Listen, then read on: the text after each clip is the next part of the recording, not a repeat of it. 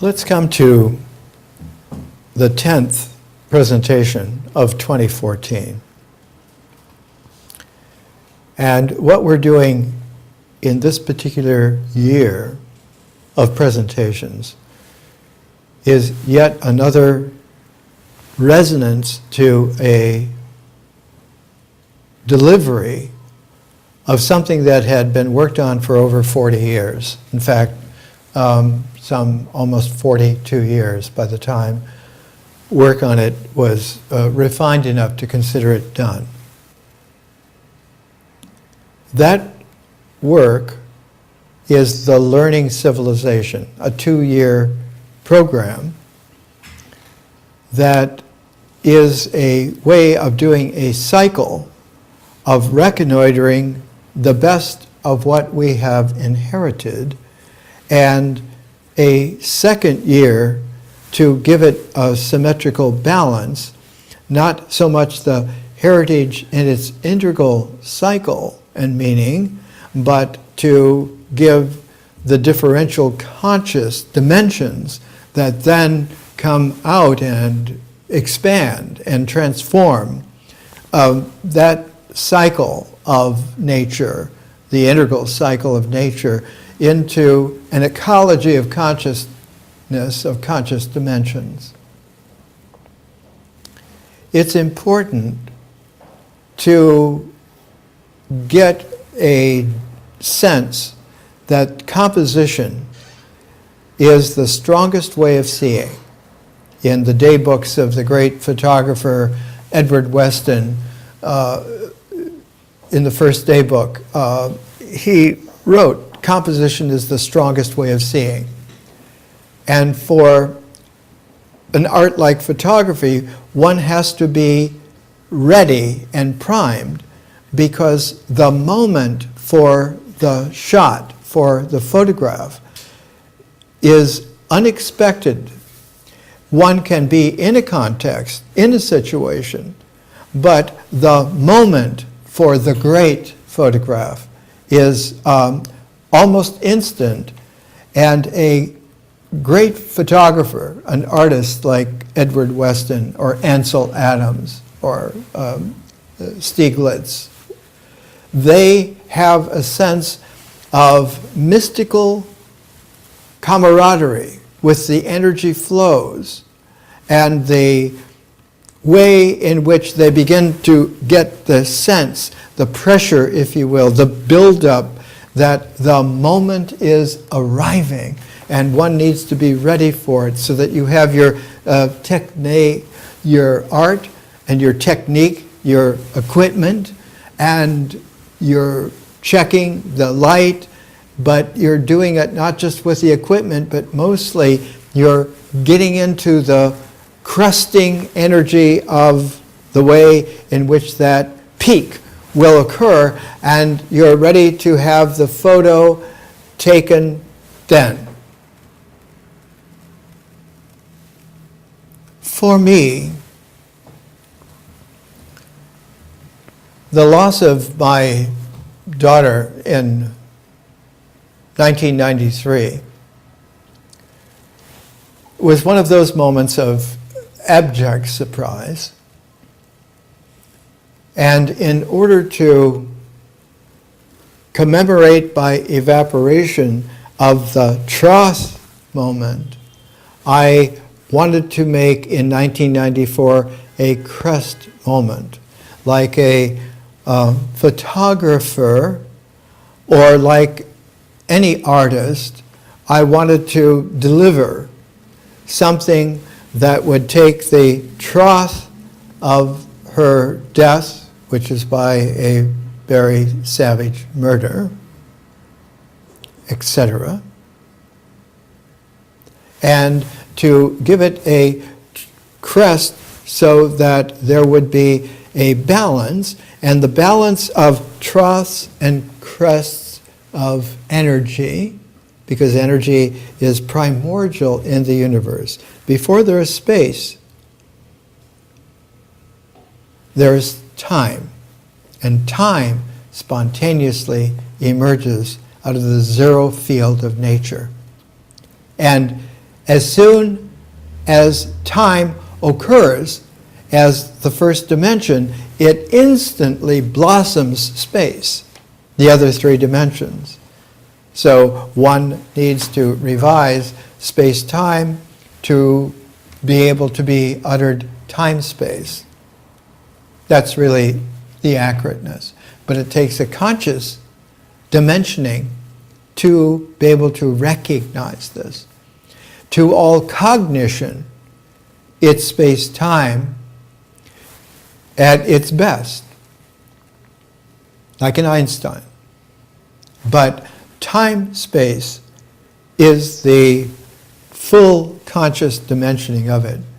So to commemorate the 1-year trough in 1994 was a crust, and I presented 4 presentations together as a set and chose a place that old friends had run for decades at that time, the very famous Bodhi Tree Bookstore here in Los Angeles.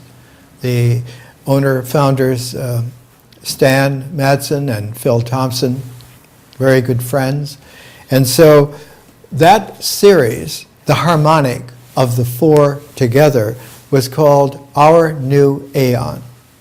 And in 2001, to commemorate the 8th year of that, we published a volume, Our New Aeon.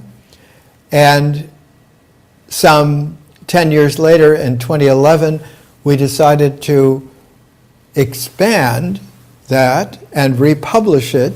And so in 2012, Our New Aeon was released in this form, and later in 2014 will be made available as one of about 30 books of mine. It should be out in the next year or two. And I wanted to give just a flavor for a moment. This is from the first pair of presentations was on Hermetic America and stellar civilization. The second pair was on shared presence and Jesus in Alexandria. So those pair of pairs make together not just 4, but 2 squared.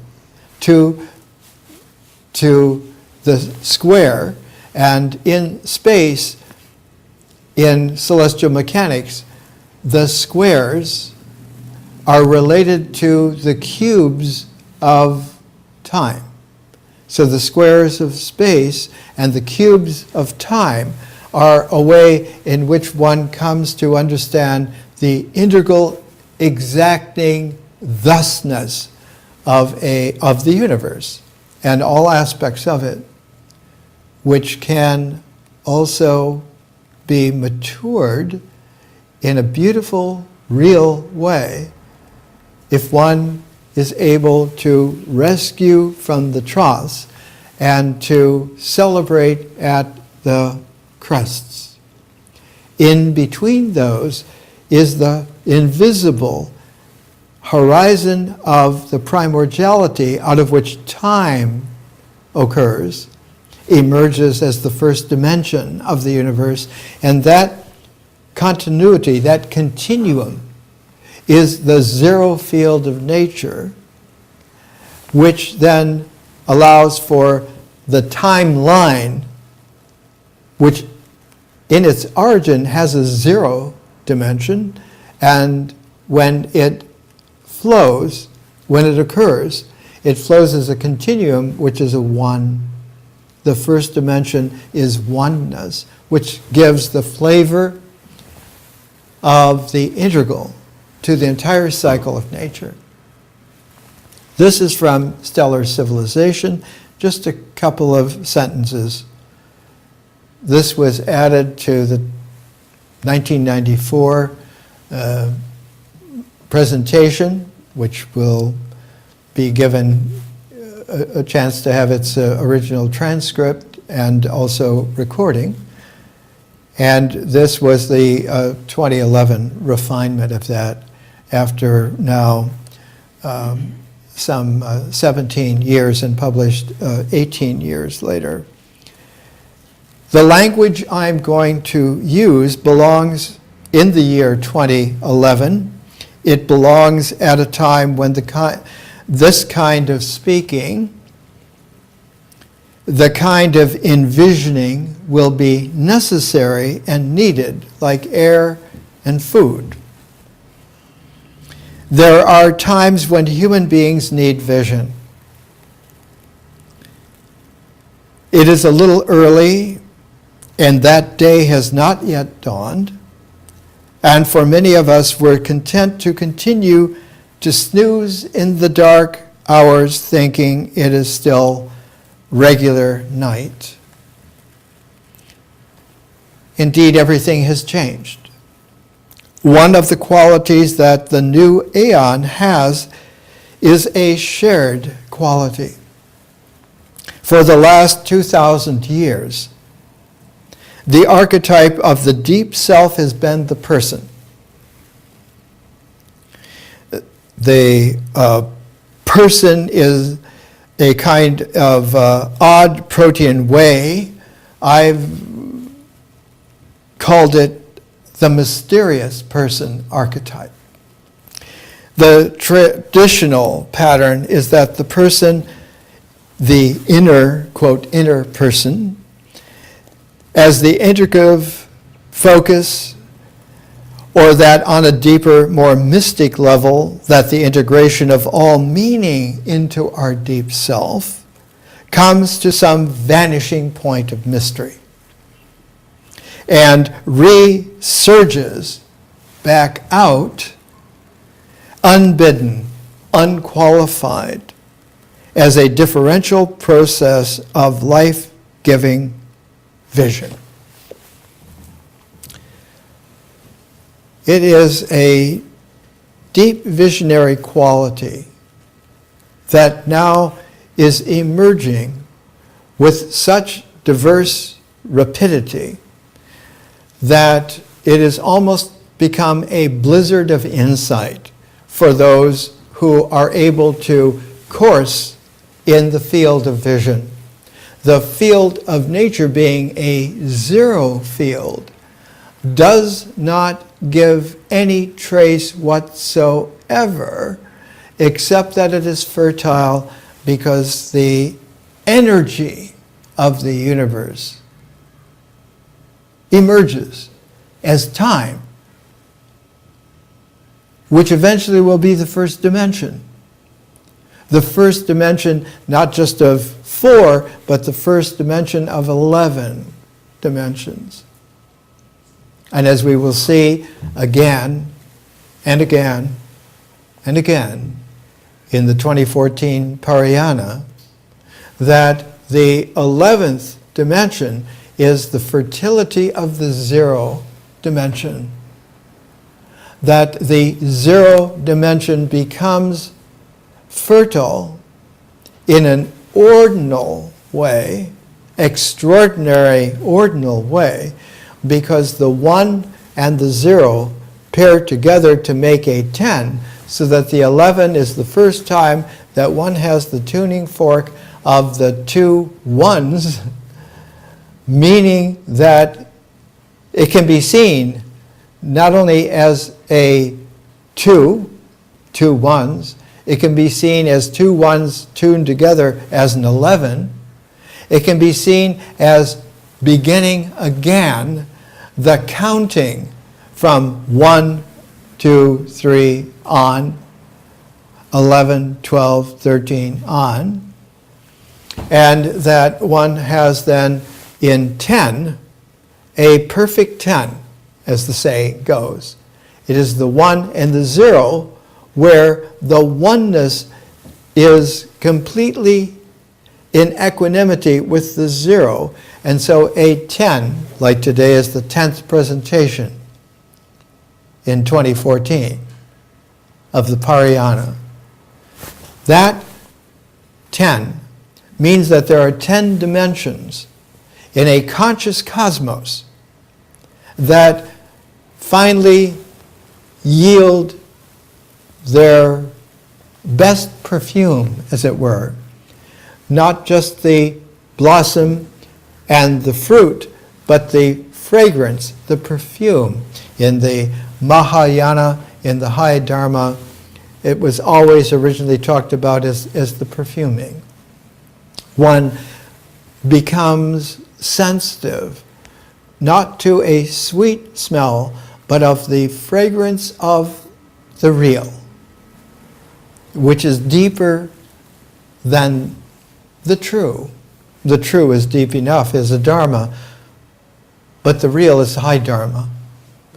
And that perfuming, that flavor, as you wish, is a delicacy that only occurs when the 10 dimensions come together in a synergy where the 4 dimensions, like the 4 fingers, are joined by a 5th dimension, the thumb, of vision.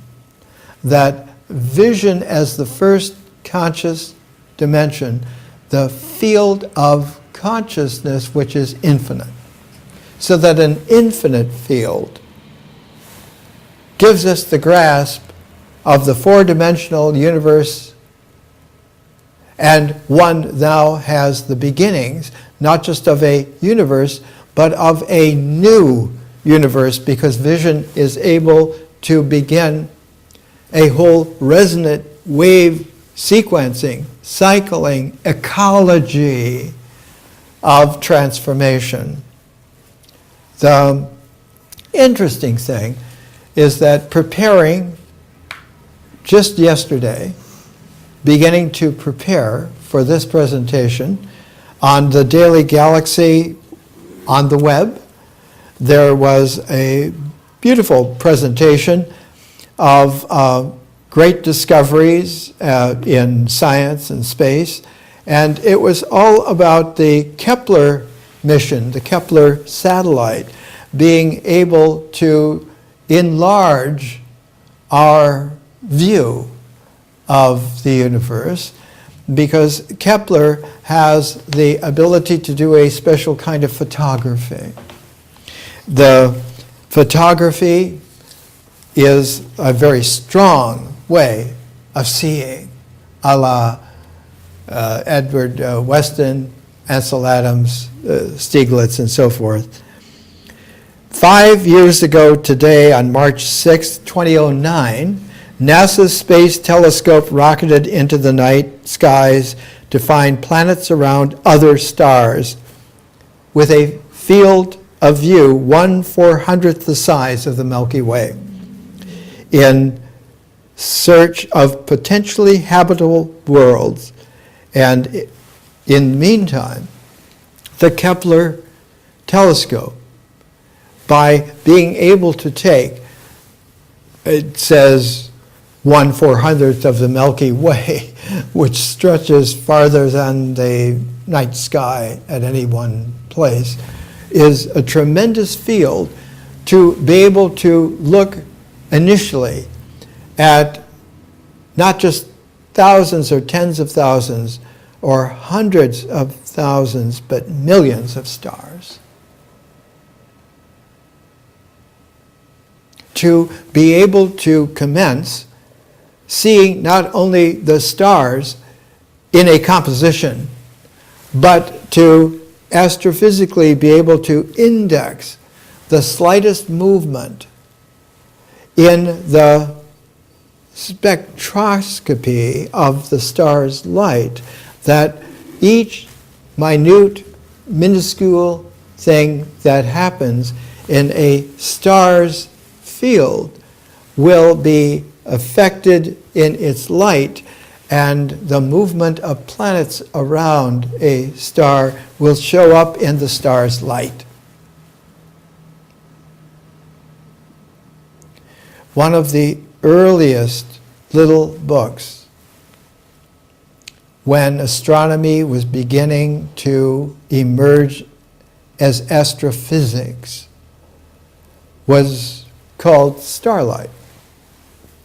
published, I brought several times a copy of it, in the First World War era, Harlow Shapley, who later on became one of the most famous astronomers in the world, in the United States, particularly a very good friend of Franklin Delano Roosevelt, etc., and whose daughter, Mildred Shapley, born in 1914, 100 years ago, became, after she married a man named Matthews, Mildred Shapley Matthews. She was one of the great editors of many of the huge volumes published by the University of Arizona Press in Tucson. She was the composing editor, the one who was able to see how all of this research on the various aspects of our astronomy, especially on our planets in this star system, because our sun is not just a sun, it is a part of a star system of planets, of moons, of comets, etc., etc., etc. I will bring a couple of the almost 1,000-page volumes. She did maybe a dozen of them during her lifetime, and was a direct inheritor from her father of being able to carry this on. In many ways, the Kepler instrument was named for someone who was very much like a Mildred Shapley Matthews, in that he inherited the genius capacities of initial observation from someone that he was very close to. And Kepler, Johannes Kepler, he lived from 1571 to 1630. He was a contemporary of Shakespeare. He was one of the great mathematicians of all time. He was one of the greatest scientists of all time, and usually is put into a triad, a triangle, at which modern astronomy begins to understand that the Earth is not the center of the universe. The Earth, in fact, is not the center of very much except its own planetary qualities. He went to work for a rough and tumble genius named Tycho Brahe, Danish. And Brahe was a carouser, among other things, and lost his nose to a knife in a bar fight and had to have a silver nose. But he was a genius, and so the king of Denmark gave him his own private island on which to set up an astronomical utopian observatory. It was called Uraniborg, for the beautiful quality that there is, in fact, a Urania to the mystery. And eventually, when a new planet was discovered beyond Saturn, it was called Uranus. But in Uraniborg, this was before telescopes could be refined as by Galileo. And Galileo was a follower of Copernicus, who said the sun is the center of the star system and the Earth goes around the sun, not the other way around, which is quite astounding because in Copernicus' time, almost more than 500 years ago. Today, a poll was taken just a couple of weeks ago. 60% of the American public think that the sun goes around the Earth. Think about it. 60% do not even know enough to know that the Earth goes around the sun. They have no way whatsoever of understanding the layers and layers and layers of manipulation, obfuscation, but mainly ignorance that keep them bound like mummies, alive under all the bandaging, buried away in monolithic places that are pyramids of not eternity, but where the dead repose in tombs. And so the entombed mummies of population need to be reawakened into qualities which the Learning Civilization program, the 2006-07 was the 12th of the sets of offering of the 2-year program, whose basis went back decades before that, all the way into San Francisco in the mid-1960s.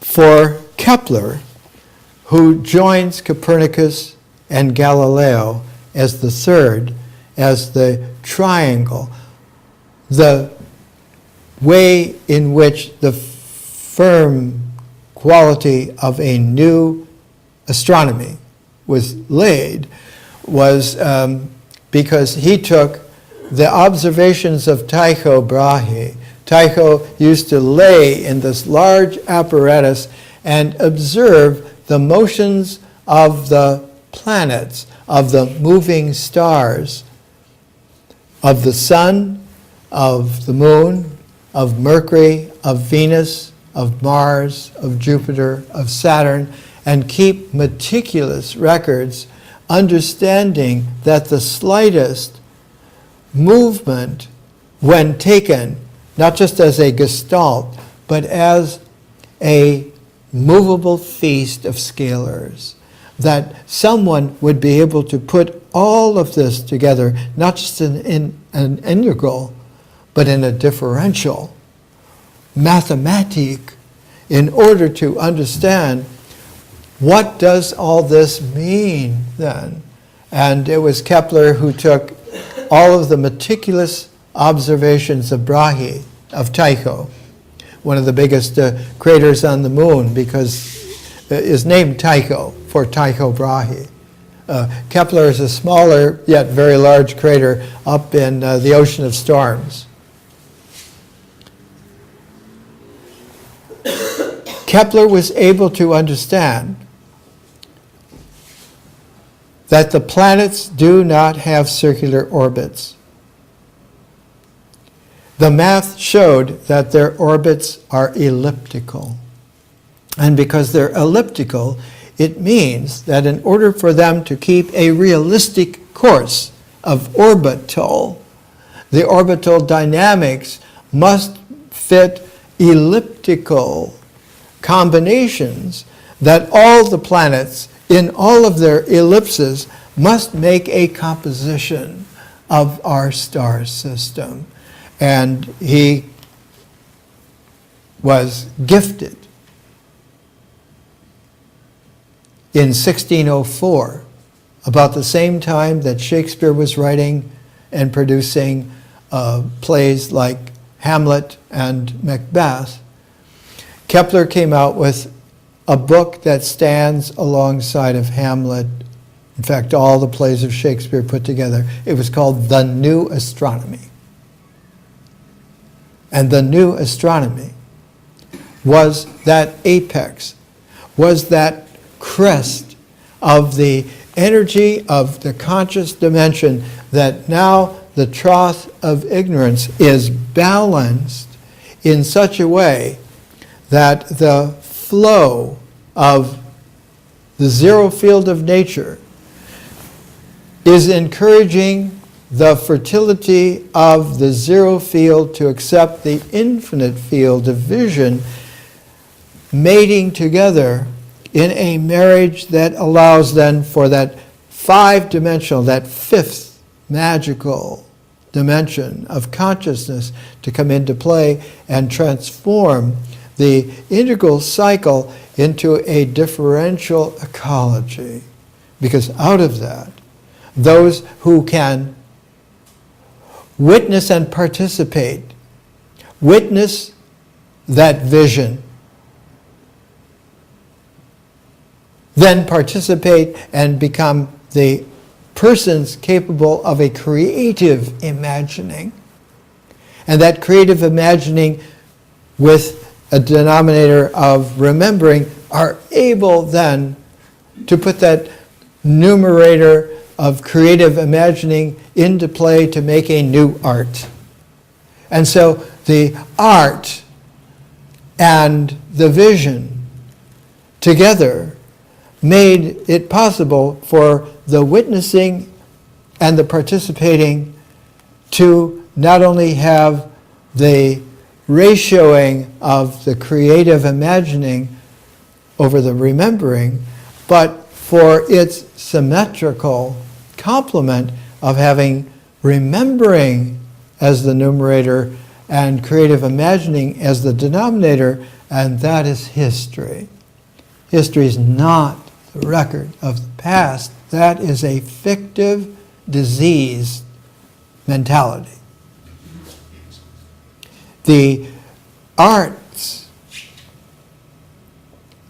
are the way in which there is an island of creative, like an archipelago of creative achievement going on in between the infinite seas of vision and the tremendous kaleidoscopic deltas of history.